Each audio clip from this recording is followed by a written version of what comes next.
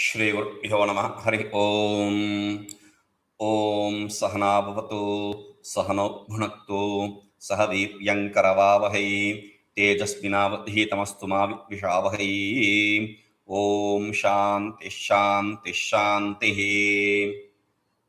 So, in the order of Bhagavan Bhashyakara's treatises, prakaranas, we finished Vedanta Siddhanta Sara Sangraha and we did Advaita Pancharatna. In that order, we are going to see this 5 shloka text, a small text which is a very beautiful text called yatipañcakam. Okay, yatipañcakam. We'll come to this name. This is also called by the other name called kaupīnavantaḥ. Kaupīnavantaḥ. Panchaka, we already know. Advaita Pancharatnam Panchaka. So Panchaka means that which has 5 shlokas. Okay. So Panchaka is done. Kaupīna. See, though in Advaita Pancharatna we had Shivoham, Kevala Shivoham, we didn't call it Kevala Shiva Panchaka. We called it Advaita Pancharatna. So here, at the end of all the shlokas, actually, all the 5 shlokas, we have it's not there in the Advaita Pancharatna. Here, at the end of all the 5 shlokas, we have kaupīnavantaḥ, khalu bhāgyavantaḥ, this statement. Kaupīnavantaḥ. So therefore, this text is also called as kaupīnavantaḥ. It is generally called as kaupīnavantaḥ. Kaupīnavantaḥ. Kaupīna and Panchaka.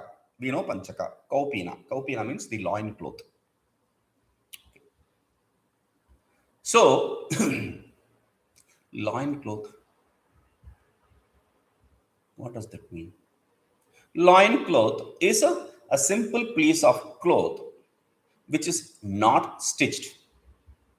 So, there is a thread which is tied to the waist and there is a cloth which covers the body, the genitals, etc. So, that is what it is. It is simple, an undergarment. Now, this is a cloth which is not specifically worn by sannyasis alone.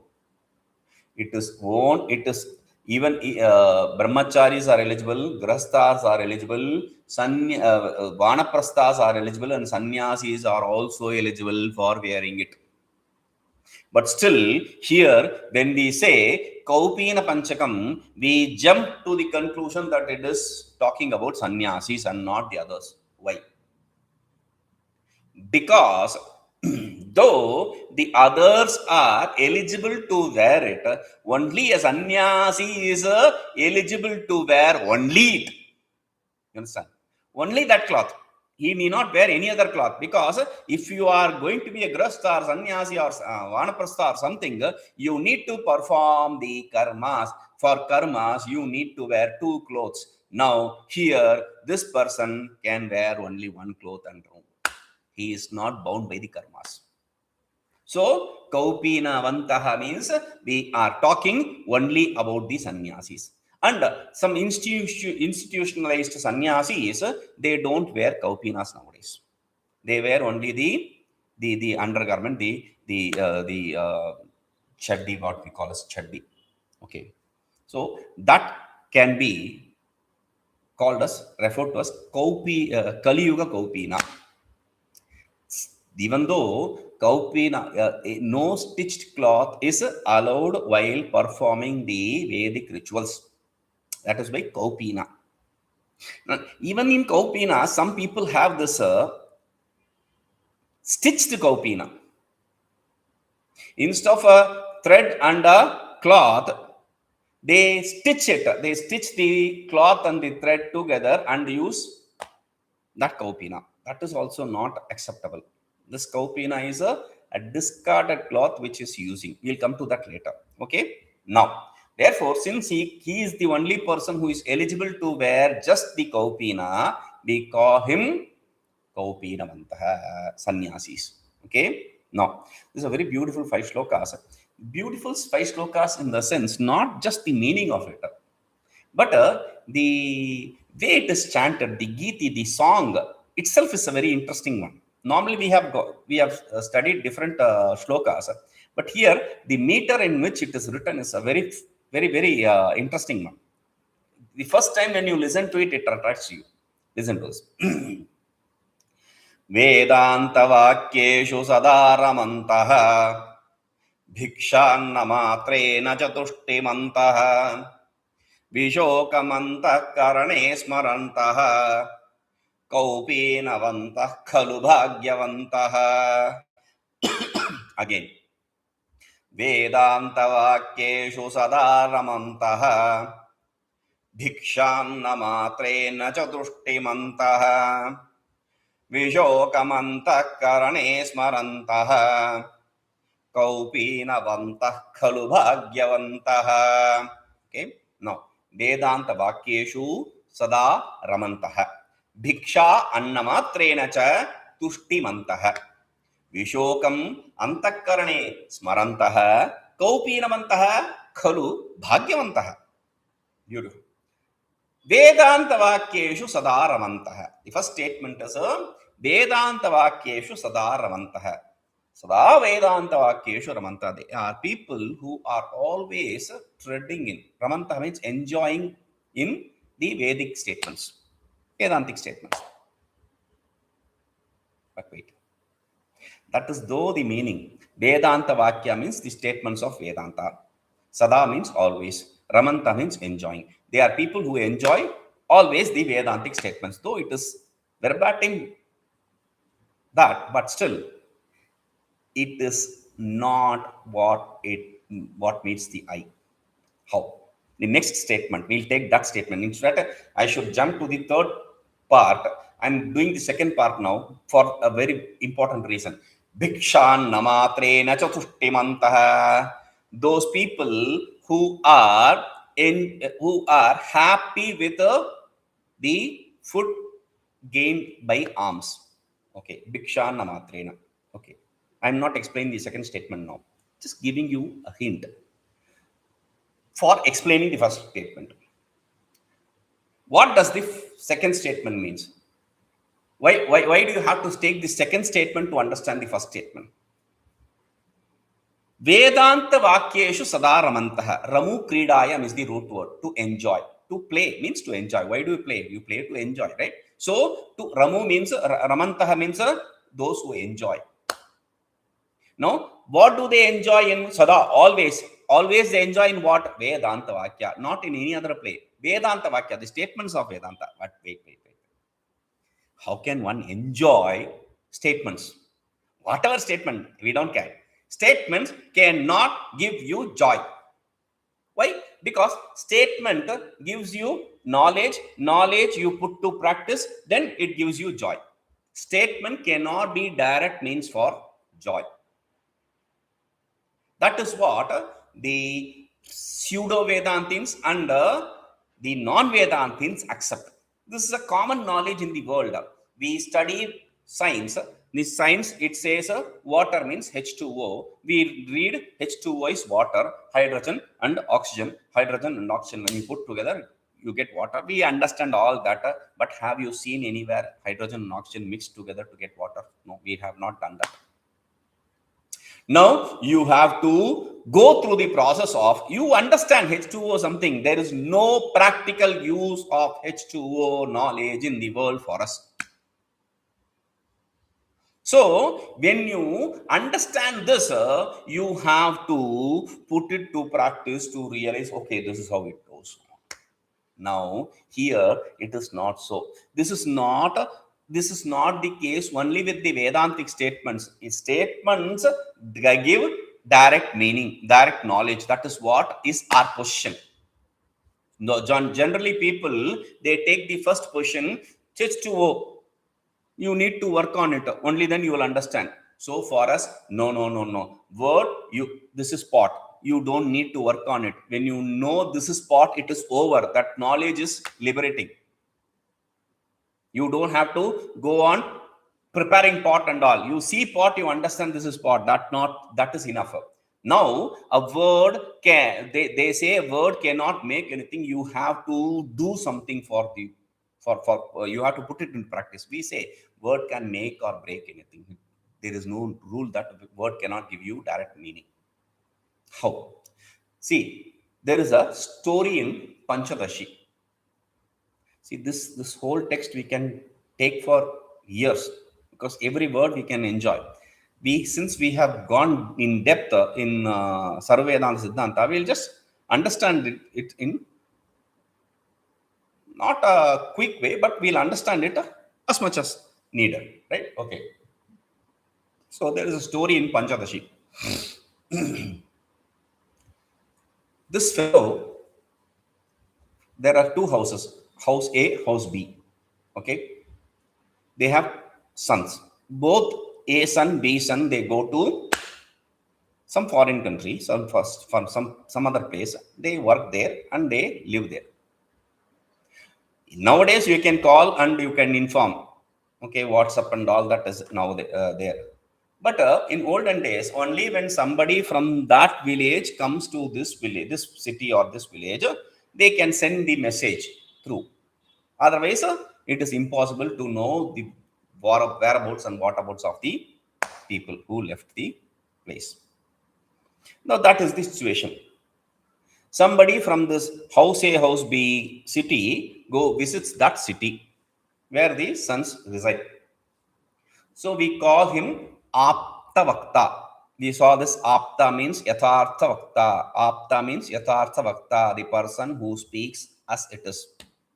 Okay. Now, meaning a trustworthy person. Now this fellow goes to that city. In that city, this son of B, he tells this Apta, this trustworthy person, please convey the message. Son A is dead. Son B is happy. He is living very happily. Just pass this message. Son A is dead. That's for sure. He is not lying. He sends the message through him. And this trustworthy person comes back and he goes to A and tells him, your son is living very nicely, and goes to B house and says, your son is no more. I didn't get confused. That is what he said. He got confused. A son is dead and B son is alive, but he changed it. Not knowingly, unknowingly, he thought, okay, this son is dead and that son is alive. Now, the house in which they should be crying and wailing, they are happy. A house is happy.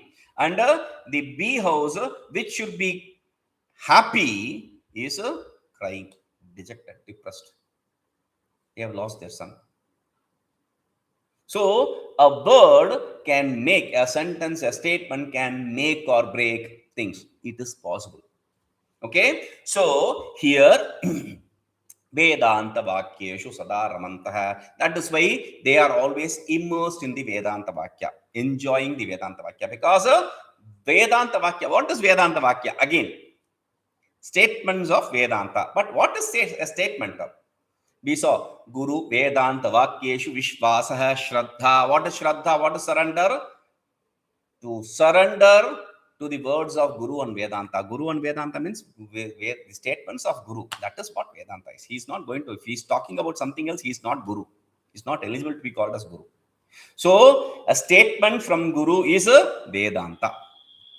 So, when you say vedāntavākya, you are talking about Guru's words. Okay, now, let it be. One question.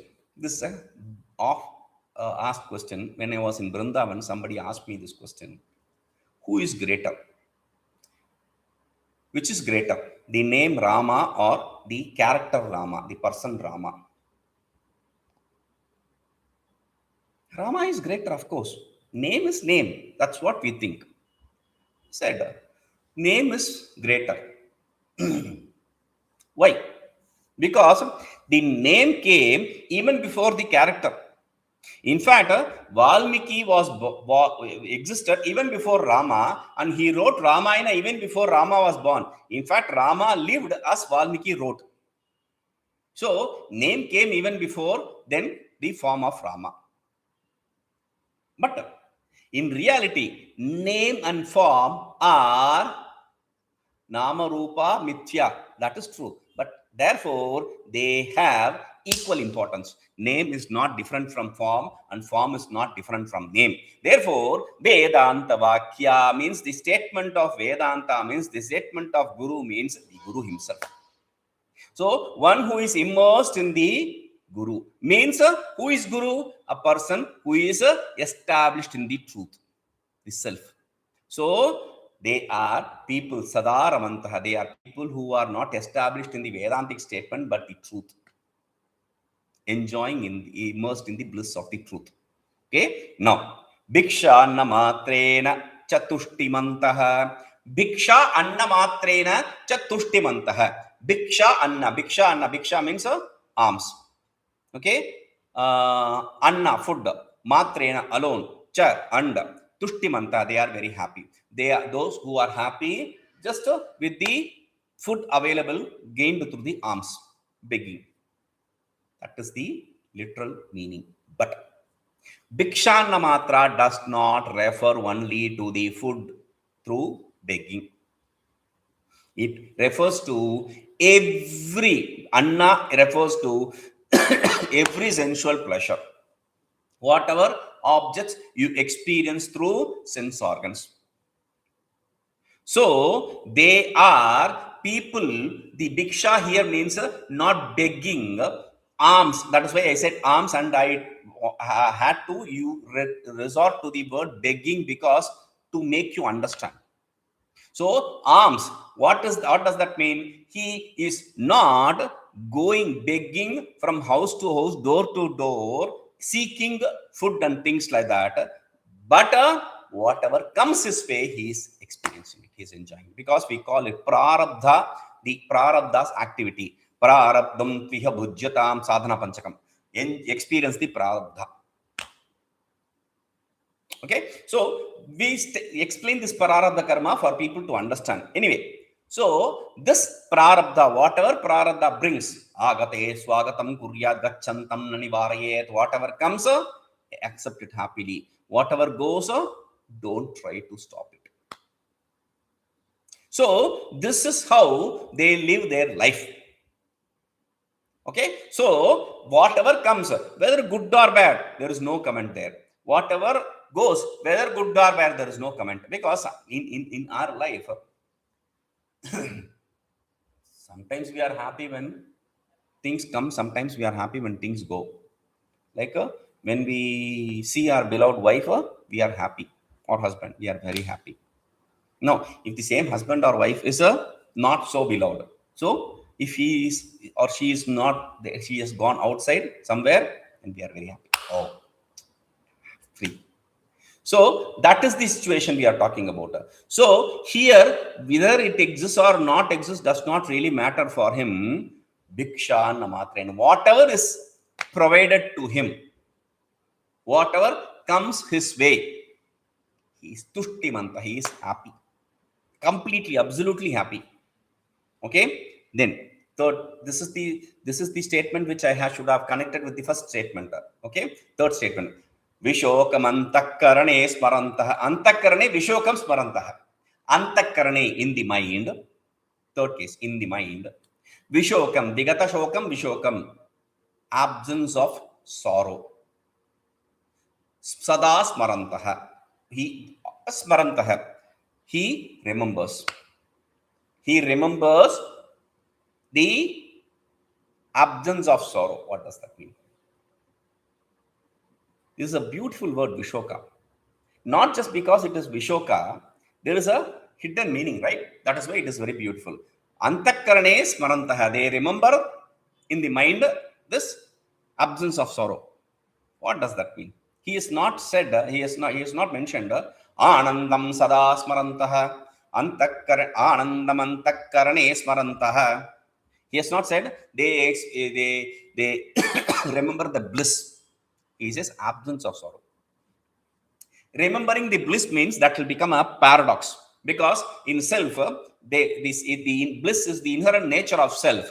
Saying that you are experiencing, remembering that bliss, that is not possible, because your inherent nature cannot be experienced, cannot be remembered. If it is different from you, you can remember, you can experience it. That is why many Vedantins fail the Vedanta test, because they till the end want to experience the self, the bliss of the self. This is the biggest problem. Understand this clearly. Viśokam, that is why Bhagavan Bhashyakara used Viśokam. He could have said Anandam. Why? Anandam Brahma, Satyam Jnanam Anantam Brahma. Everywhere, Ananda is used very easily to establish the self. But here he says Viśoka. But if they understood the Bhashya properly, they would have said, they would have understood this also. In Bhashya, Satyam Jnanam Anantam Brahma. There, Satyam Jnanam Anantam, this word, when he tries to explain that, he says, Itara Vyavrutyartham Satyadi.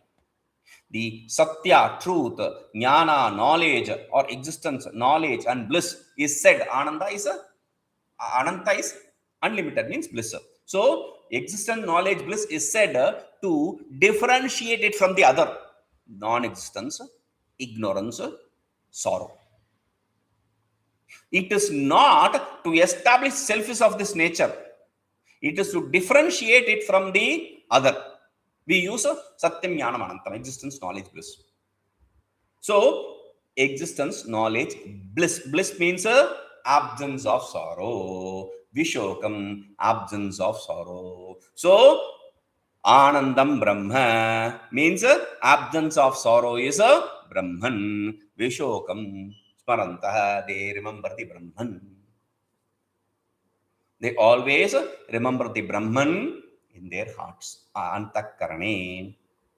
Because vedāntavākyeṣu ramanto, they are immersed in the statement of Vedanta, and which the direct meaning, the realization of that is a word gives a direct meaning, that direct the immediate knowledge. So they are always immersed in the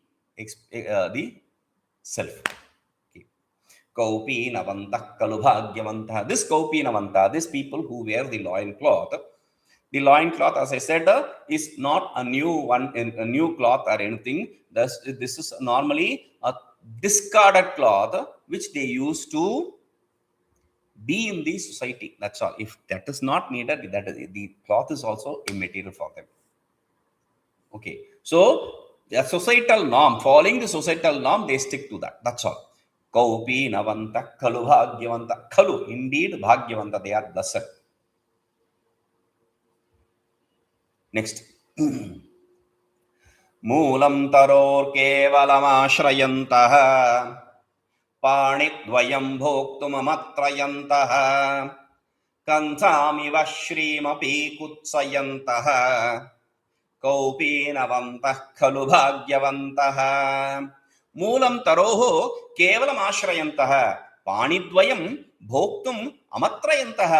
kanthāmiva śrīmapi kutsayantaḥ. kaupīnavantaḥ, khalu bhāgyavantaḥ. Indeed, the people who are wearing a loin cloth is a blessed one. mūlaṃ taroḥ kevalamāśrayantaḥ. Taroḥ mūlaṃ kevalamāśrayantaḥ. Taroḥ, sixth case. Taroḥ means taru means tree. Of the tree, mūlaṃ, the base. Mūlaṃ means root or base. The base or the root of the tree, kevalam, alone, āśrayantaḥ, they take refuge in. They take refuge under the tree. They don't depend upon, in literally that means they don't depend upon buildings and this and that. Now, does that mean Bhagavan Bhashyakara, who establishes 4 mattas, he's jealous, envies these people? Oh, these people are blessed. They are staying under the tree.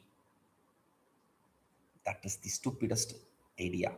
Why? Because interpret properly now. Taroḥ, what is tree? 15th chapter, Bhagavad Gita. ऊर्ध्वमूलम् अधः शाकम् अश्वत्थम् प्राहुरव्ययम् छन्दांसि यस्य वर्णानि ऊर्ध्वमूलम् अधः शाकम्. It talks about the tree of samsara, urdhva with its roots above and the branches below. Okay. So, whatever the tree be, the samsara vriksha, the maya, its moola, its root. What is the root? Where is it based on? Where is the maya based on? The subject and the substratum for maya is Brahman. We established this through the example. The darkness exists in the room and objectifies the room. Similarly, ignorance exists in Brahman and objectifies the Brahman alone. Okay, so taroḥ mūlaṃ, the base, the substratum for the ignorance. Samsara is ignorance. So the base of ignorance is a kevalam, non-dual. Kevalam is not alone. Kevalam is non-dual here. Māśrayantaḥ, they take refuge in. They take refuge in that non-dual self, which is the substratum for the ignorance, which is the substratum for the samsara. āṇidvayaṃ bhoktumamatrayantaḥ. āṇidvayaṃ, two hands, both the hands. Bhoktum for eating, amatrayantaḥ, they use as the vessel. See, sannyasis use a vessel called kamandalu. Kamandalu means nowadays they make it in wood, but in olden days, egg-shaped coconut shell, actually they cut it, they let it dry, they cut the top of it, make a cover, put a handle and a base for it not to fall. So that is what is a kamandalu. Okay, and there is another again the cover of another fruit, like your coconut fruits cover. That shell is a very strong one. There is a cover, that shell for another fruit. It's called as begging bowl fruit or something else. It's not available in only in few places, one or two places in India, in South India at least. It is available aplenty in South Africa. In fact, it is banned in other places because it is an allergen. So this is begging bowl. Okay, they cut it into half, that plant, that fruit into half, and make two begging bowls of one fruit. Now they use these as food vessel and a water vessel. Now these have become very costly. So carrying them is a very costly affair. So nowadays, in Rishikesh or in other North Indian places where you see sadhus, when they ask, do you have a kamandalu? That means, do you have a stainless steel vessel? A vessel with a lid and a handle. That's called as kamandalu nowadays. A pun intended, kamandalu is a cell phone nowadays. Because no one goes out without kamandalu, without a cell phone. Okay? So, anyway, the kamandalu is a property. It has become a property. It has become even a simple kamandalu becomes a property. And these people don't owe anything. So, own anything. So, pāṇidvayaṃ, both their hands, bhoktum for eating, amatrayantaḥ, they use it as vessel. Meaning, they don't use a begging bowl, they don't use a plate, they use their hands for eating. Means, whatever they receive is the food they consume. There is no choice. When you have a plate, in that plate, you can have choice. Which food should come where? That is first choice. Then what should come more and what should come less? That is a second choice. And like that, there is choice aplenty. So here, when you receive it in your hand, there is no choice. Whatever comes, how much ever comes, that is the food you are going to consume. You are not going to ask for more or less, or choose between the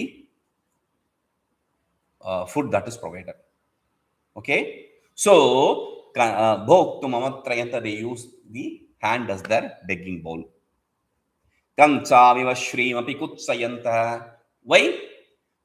Why can't they hold on to a kamandulu or something like that, a vessel? kanthāmiva, like a torn cloth, dilapidated cloth, worn out cloth. śrīmapi, even the wealth. kutsayantaḥ, they fight. They don't fight or to be averse to it means they don't enjoy it, they don't encourage it. That's the idea. Kutsayantaḥ normally means to be averse to it, to hate it. Here kutsayantaḥ should not be taken in that sense. There is no love or hate for anything for them. Whatever comes and whatever goes, they don't care about that. So here kutsayantaḥ means they just ignore. They ignore because we don't hate a worn out cloth. We just take it. Okay, this is now retired. You throw it away. You don't hate it.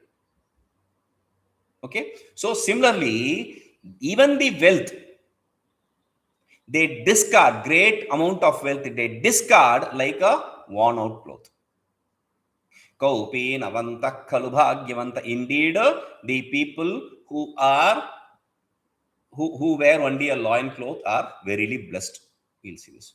Om purnamadaḥ purnamidam purnāt purnamudachyate purnasya purnamādaya purnamevavasishyate. Om shanti shanti shanti.